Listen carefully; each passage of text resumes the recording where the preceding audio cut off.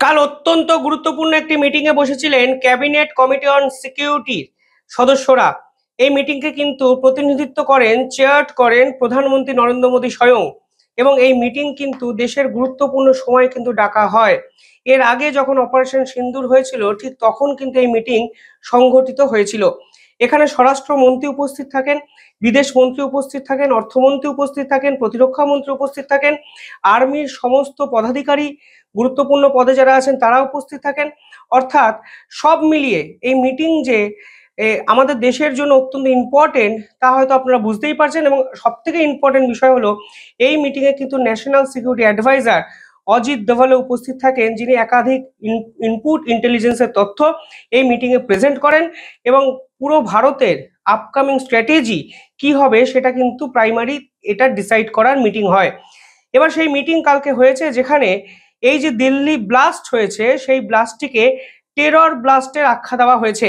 অর্থাৎ ভারতের গোয়েন্দারা কনফার্ম হয়েছেন যে এই দিল্লি বিস্ফোরণের পিছনে সন্ত্রাসবাদীরা জড়িত। এবং সেই মিটিংয়ে যে রেজলিউশন হয়েছে সেগুলো আমি আপনাদের নিঃসন্দেহে পড়ে শোনাবো। কিন্তু এই টেরোরিস্ট আখ্যা দেওয়া তা কিন্তু অত্যন্ত সিগনিফিকেন্ট, কারণ ভারত কিন্তু এই পুরো বিষয়টিতে আন্তর্জাতিক স্তরে দৃষ্টি আকর্ষণ করার একটা ছাড়পত্র পেয়ে গেল, কারণ ক্যাবিনেট কমিটি অন সিকিউরিটি এটার বৈধতা দিল। ফলে ভারত এই পুরো বিষয়টা নিয়ে অফিসিয়ালি রাষ্ট্রসংঘের মতো আন্তর্জাতিক সংগঠনেও কিন্তু কথা বলতে পারে, কারণ ভারতের কাছে নির্দিষ্ট তথ্য প্রমাণ আছে। তা হয়তো এই মিটিংয়ের রেজলিউশন আপনারা যদি দেখেন তাহলে নিজেরাও বুঝতে পারবেন। আমি একদম ধাপে ধাপে আপনাদের জানার জন্য বলছি যে এই মিটিংয়ে কি কি গুরুত্বপূর্ণ রেজলিউশন পাশ করা হয়েছে, যা সমস্ত ভারতীয়দের জানা উচিত। এবং তারপরে ভারতও কিন্তু পাকিস্তানকে পাল্টা জবাব দিয়ে অত্যন্ত গুরুত্বপূর্ণ একটি পদক্ষেপ নিয়েছে, যা অত্যন্ত গুরুত্বপূর্ণ শুধু নয়, সময় উপযোগী একটি পদক্ষেপ। এবং পাকিস্তান যেভাবে সিন্ধু জলচুক্তিকে কেন্দ্র করে আন্তর্জাতিক স্তরে রাজনীতি করার চেষ্টা করছিল, তার পাল্টা কিন্তু কালকে ভারত দিয়েছে। এবং ভারত বুঝিয়ে দিয়েছে, যতদিন তোমাদের দেশ থেকে আমাদের দেশে এই ধরনের সন্ত্রাসবাদ হামলা ঘটানো হবে, তোমাদের ঠিক ততবার করে আমরা সমূলে উৎপাটন করব, এইভাবে তোমাদের মেরে ফেলবো। যাই হোক, এই পার্টিকুলার মিটিং এর রেজলিউশনটা আগে বলি। প্রথমে দেখুন, প্রথমে মিটিং এ এক্সপ্রেশন অফ গ্রিফ, অর্থাৎ সকলে এই মিটিং এ এক বাক্যে স্বীকার করেন যে এই ধরনের নিম্নমানের সন্ত্রাসবাদী হামলা তা কখনোই কাম্য ছিল না। এবং সকলেই কিন্তু শোক প্রকাশ করে এই মিটিং শুরু করেন এবং 2 মিনিট সাইলেন্স সকলে কিন্তু পালন করেন। পরবর্তীকালে ডেসক্রিপশন অফ দ্য ইনসিডেন্ট তা ভারতের গোয়েন্দাদের পক্ষ থেকে দেওয়া হয় এবং এই মিটিংয়ে সকলকে অবহিত করা হয় যে আসলে দিল্লি ব্লাস্টের পিছনে ঠিক কি কি পরিকল্পনা ছিল এবং এই ব্লাস্টটি ঠিক কি কি ভাবে ঘটানো হয়েছে। মানে ধারাবাহিকভাবে আমি আমার দুই চ্যানেল, দ্য ইন্ডিপেন্ডেন্ট বেঙ্গল এবং ইন্ডিপেন্ডেন্ট নেটওয়ার্ক, এই দুই চ্যানেলে কিন্তু আপনাদের জন্য সমস্ত ডিটেইলিং এ খবর আমি আপনাদের নিয়ে এসেছি। মোরাললেস সেই ঘটনাটাই কিন্তু ক্যাবিনেট কমিটি অন সিকিউরিটির মিটিংয়ে তুলে ধরা হয়েছে। যাই হোক, যারা এই ভিডিওটি দেখছেন, ছোট্ট একটা অনুরোধ, চ্যানেলটিকে ভালো লাগলে একটু সাবস্ক্রাইব করবেন। আমাদের দুটো চ্যানেল, দ্য ইন্ডিপেন্ডেন্ট বেঙ্গল ও ইন্ডিপেন্ডেন্ট নেটওয়ার্ক, ধারাবাহিকভাবে এই জিওপলিটিক্যাল অত্যন্ত গুরুত্বপূর্ণ টপিকগুলো আপনাদের সামনে নিয়ে আসে। অ্যাটলিস্ট আমাদের প্রাক্তন শিক্ষামন্ত্রীর বান্ধবী আছে কি নেই, তার থেকে আমার মনে হয় দেশের এই খবরগুলো জানা অত্যন্ত গুরুত্বপূর্ণ ভারতবাসীর জন্য। ফলে আমার হোমওয়ার্ক রিসার্চ কিন্তু প্রতিনিয়ত এই চেষ্টাই করে যে আপনাদের কাছে যেন সঠিক খবরটি উইথ ডকুমেন্ট নিয়ে আসতে পারি। তাই একটু সাবস্ক্রাইব করে দিলে ইন্সপায়ার্ড হব। যাই হোক, 3 নম্বর রেজলিউশনে বলা হয়েছে কন্ডোলেন্স অ্যান্ড সাপোর্ট, অর্থাৎ এই দুর্ঘটনায় বা এই বিস্ফোরণে যারা মারা গেছেন তাদের সকলের প্রতি সমব্যথী জানানো হয়েছে সকলের পক্ষ থেকে।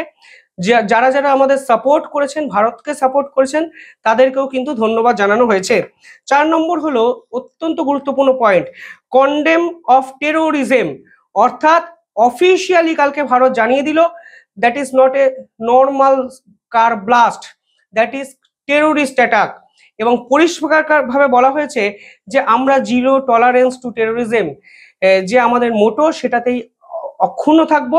এবং এই ঘটনার পিছনে কিন্তু আন্তর্জাতিক ষড়যন্ত্র, আন্তর্জাতিক টেরোরিজম যারা করেন তারা কিন্তু পরিষ্কার যুক্ত। এবং ভারত দেখুন ক্যাবিনেট কমিটি অন সিকিউরিটির মিটিংয়ে এই রেজলিউশন পাস করেছে, মানে এটা বাস্তব, ভারত কিন্তু পাল্টা পরিকল্পনা করতে শুরু করে দিয়েছে।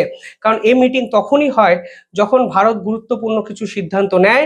এবং আপনারা যদি দেখেন, আমি একটি ভিডিওতেও বলেছিলাম, অত্যন্ত গুরুত্বপূর্ণ অপারেশন, যেমন সার্জিক্যাল স্ট্রাইক বলুন, অপারেশন সিন্দুর বলুন, একাধিক ক্ষেত্রে কিন্তু এই মিটিং অত্যন্ত গুরুত্বপূর্ণ সিদ্ধান্ত কিছু নিয়েছে। ফলে ধরেই নেওয়া যায় এই মিটিং অফিসিয়ালি টেরোরিস্ট অ্যাটাক এটাকে অনুমোদন দেওয়ার পর ভারত কিন্তু জিরো টলারেন্স নীতি যদি অ্যাকসেপ্ট করে, যদি অ্যাপ্রোপ্রিয়েটলি এটাকে ইউজ করে, তাহলে কিন্তু পাল্টা আসছে এবং আসাটা সময়ের অপেক্ষা। পরবর্তীকালে ইন্টারন্যাশনাল সলিডারিটি যারা জানিয়েছেন, অর্থাৎ বিভিন্ন দেশ যেমন চীন, জাপান, ফ্রান্স, আমেরিকা, সকলে কিন্তু ভারতের পাশে এসে দাঁড়িয়েছে দিল্লি ব্লাস্টের জন্য। এবং গোটা দেশ কার্যত, গোটা দেশ বিদেশ অন্তত কার্যত বুঝে গেছে এর পিছনে কারা আছে, এবং ভারত শুধু আন্তর্জাতিক স্তরে প্রমাণগুলো তুলে ধরবে, শুধু সেটারই অপেক্ষা। পরবর্তীকালে অ্যাপ্রিসিয়েট ফর পারপাস এফোর্ট, এবং যারা এই পুরো কর্মযজ্ঞে যারা সাহায্য করেছেন তাদেরকে অ্যাপ্রিসিয়েট করা হয়েছে। ইনভেস্টিগেশন অ্যান্ড জাস্টিস নিয়ে একাধিক কথা বলা হয়েছে। এখানে একটা গুরুত্বপূর্ণ পয়েন্ট, এই পুরো বিষয়টার ইনভেস্টিগেশন এখনো চলছে, কিন্তু এই মিটিং এর রেজলিউশনে পরিষ্কার বলা হয়েছে এই পুরো ঘটনাটি হলো স্পন্সর্ড অর্গানাইজড টেরোরিজম, এবং বহির শক্তি এই অর্গানাইজড টেরোরিজমটি করানো হয়েছে এবং এর পিছনে বিভিন্ন সংগঠন কিন্তু স্পন্সর করেছে। অর্থাৎ পরিষ্কারভাবে জৈসি মোহাম্মদের দিকে আঙ্গুল, এবং যারা এই ঘটনায় ঘটেছে, মানে জৈসি মোহাম্মদ এখন প্রমাণ হয়ে গেছে, তারা যেভাবে এই ঘটনা স্পন্সর করেছে তা কিন্তু এই মিটিংয়ে অনেকক্ষণ ধরে আলোচনা হয়, এবং ভারত কিন্তু বুঝে গেছে তাদের টার্গেটটা ঠিক কি, এবং জৈসি মোহাম্মদের কেন্দ্র করে যে তথ্য, যে প্রমাণ আমাদের কাছে এসছে, তা কিন্তু পাকিস্তানের কাছেও নিঃসন্দেহে ভয়ঙ্কর। এবং পাকিস্তানের আইএসআই এর যে নেটওয়ার্ক এসআই গ্রুপ, তারা কিন্তু এই জৈসি মোহাম্মদ এই নেটওয়ার্কটাকে দিনের পর দিন প্রশ্রয় দিয়েছেন। ফলে পিওকেতে তারা জানতো কি হচ্ছে, ভাওয়ালপুরের মহিলা ব্রিগেড তৈরি করার কথা তারা জানতো। এবার ভারতের হাতে সমস্ত তথ্য এসে গেছে বলে এই মিটিংয়ে অফিসিয়ালি অনুমোদন দিয়ে এই পুরো বিষয়টা কিন্তু পাশ করিয়ে নেওয়া হলো, যেন আন্তর্জাতিক স্তরের কাছে সঠিক তথ্য প্রমাণ ভারত তুলে ধরতে পারে। লাস্টে হলো গভর্নমেন্ট মনিটরিং অ্যান্ড রিজলভ করা হবে পুরো বিষয়টি, সেটা নিয়ে বিভিন্ন কিছু কথাবার্তা বলা হয়েছে। পাশাপাশি এই রেজলিউশন যদি দেখেন, কিছু নির্দিষ্ট শব্দের প্রয়োগ হয়েছে, যেমন অ্যান্টি ন্যাশনাল ফোর্স, যেমন পারপেট্রেটার্স মানে যারা বাইরে থেকে এসে এই পুরো ঘটনাটা ঘটিয়েছে, এবং অ্যান্টি ন্যাশনাল ফোর্স মানে আপনারা বুঝতে পারছেন ভারত বিরোধী কিছু শক্তি। এই পুরো মিটিংটিকে মানে বিভিন্ন ক্ষেত্রে আলোকপাত করা হয়েছে এই দুই শব্দের উপর।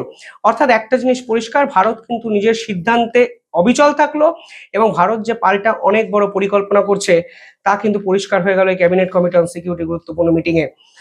এরপরে যে খবরটি হলো তা কিন্তু পাকিস্তানের জন্য নিঃসন্দেহে বড় ধাক্কা। সিন্ধু জল চুক্তিকে নিয়ে পাকিস্তান যে কান্নাকাটি শুরু করেছিল পেহেলগাম হত্যাকাণ্ডের পর, এবং ভারত তারপর যখন সিন্ধু জল চুক্তি স্থগিত করে, একাধিক চিঠি, একাধিক ডিপ্লোম্যাটিক চ্যানেল ওপেন করার চেষ্টা করেও পাকিস্তান কিন্তু ব্যর্থ হয়েছে। এবং সিন্ধু জল চুক্তি স্থগিত করে দেওয়ার পর পাকিস্তানের ইকোনমিক্যাল স্ট্রাকচার কার্যত বড়সড় বিপর্যয়ের মুখে। পাকিস্তানের সাধারণ মানুষ জল পাচ্ছে না, চাষবাস বন্ধ, শীতের সিজন, শুষ্ক মরুভূমি, ফলে অনেক কিছুতে পাকিস্তান কিন্তু এখন বিপর্যস্ত। সেই প্রেক্ষাপটে দাঁড়িয়ে সিন্ধু জল চুক্তিকে কেন্দ্র করে ভারত এবং পাকিস্তান নতুন সংঘাতে কিন্তু জড়িয়ে পড়েছে। কিছুদিন আগে জুন এবং আগস্ট মাসে তারা আন্তর্জাতিক আদালতে গেছিল, এবং আন্তর্জাতিক আদালত যে রায় দিয়েছিল তা ভারতের পক্ষে যায়নি। ভারত পাল্টা হুঁশিয়ারি দিয়ে বলেছিল আমরা আন্তর্জাতিক আদালত মানি না, আমাদের দেশ, আমাদের জল, আমাদের নদী আমরা ঠিক করবো, কাকে দেব। আর কোনো রাষ্ট্র যদি রক্তপাত এবং আলোচনা একসঙ্গে চায়, তাহলে সরি টু সে আমরা সেই রাষ্ট্রের সঙ্গে ডিল করতে রাজি নই। ভারত পরবর্তীকালে নিউট্রাল এক্সপার্টের কাছে যায়, এবং নিউট্রাল এক্সপার্ট এই পুরো বিষয়টি মীমাংসা করার দিকে এগোবে। এটাই কিন্তু আন্তর্জাতিক আদালতের নিয়ম। যে খবর সামনে আসছে সেখানে বলা হচ্ছে নিউট্রাল এক্সপার্ট প্রসিডিং হওয়ার কথা ছিল 17ই নভেম্বর থেকে 21শে নভেম্বর ভিয়েনায়, অস্ট্রেলিয়ায়। এবং এই বৈঠক ভারত এবং পাকিস্তান দুজনের কাছেও ইম্পর্টেন্ট ছিল, কারণ সিন্ধু জলচুক্তিকে নিয়ে একটা আউটকাম আসার প্রয়োজন এই মুহূর্তে, তা আন্তর্জাতিক মহল মনে করছে। কারণ ভারত স্থগিত করে রেখেছে, পাকিস্তানের কান্নাকাটি বেড়ে গেছে। এবার ভারত ডিসাইড করেছে এই নিউট্রাল এক্সপার্ট প্রসিডিং, এই যে বৈঠক, এই যে আদালতের ঝুটঝামেলা, তা ভারত বয়কট করবে। অর্থাৎ ভারত বুঝিয়ে দিয়েছে কোনো আলোচনা সিন্ধু জল চুক্তিকে নিয়ে এই মুহূর্তে নয়। জল বন্ধ ছিল, জল বন্ধ আছে, জল বন্ধ থাকবে। সন্ত্রাসবাদী কোনো রাষ্ট্রের সঙ্গে কোনো আলোচনা নয়, সে ওয়ার্ল্ড ব্যাংক বলুক, নিউট্রাল এক্সপার্ট প্রসিডিং বলুক, আমরা আলোচনায় রাজি ছিলাম, কিন্তু পাকিস্তান আবার এই নোংরা কাজ করেছে। আমরা অ্যাক্ট অফ ওয়ার হিসাবে এটাকে ট্রিট করছি। টেরোরিজম অ্যাটাকের বিপক্ষে জিরো টলারেন্স আছে ভারতের, আমরা পাল্টা দেব। কোনো রকম আলোচনা নয়। জল বন্ধ থাকুক, ওদের দেশটা ওরা নিজেরা বুঝে নিক। নিঃসন্দেহে বড়সড় পদক্ষেপ। খুব বেশি মেইনস্ট্রিম মিডিয়া দেখাচ্ছে না, এগুলো দেখায় না কেন আমি জানি না, কিন্তু অত্যন্ত গুরুত্বপূর্ণ পদক্ষেপ। আমি তথ্য দিয়ে আপনাদের সামনে তুলে ধরলাম, আপনারা গুগলে গিয়েও নিজেরা এই পুরো বিষয়টি দেখতে পারেন। দেখতে থাকুন দ্য ইন্ডিপেন্ডেন্ট নেটওয়ার্ক। আর যারা ইন্ডিপেন্ডেন্ট নেটওয়ার্ক দেখছেন তারা ইন্ডিপেন্ডেন্ট বেঙ্গল চ্যানেলটাও দেখবেন। ধারাবাহিকভাবে আমি প্রত্যেকটি ঘটনার আপডেট দুই চ্যানেলে আপনাদের জন্য নিয়ে আসছি।